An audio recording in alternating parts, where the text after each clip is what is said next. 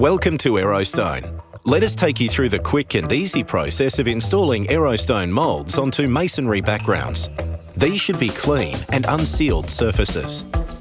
The first step is to determine where the product needs to be applied.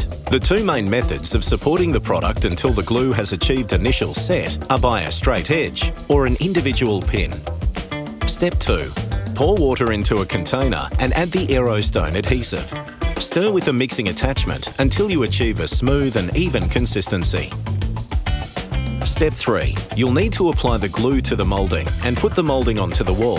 The glue should cover at least 60% of the area of the mould. Press firmly and evenly.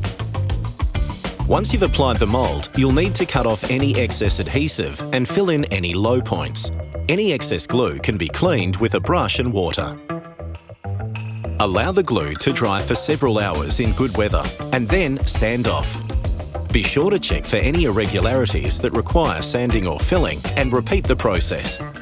As Aerostone moulds are a porous product, we strongly recommend a render finish acrylic brush-on paint as an undercoat or final coat.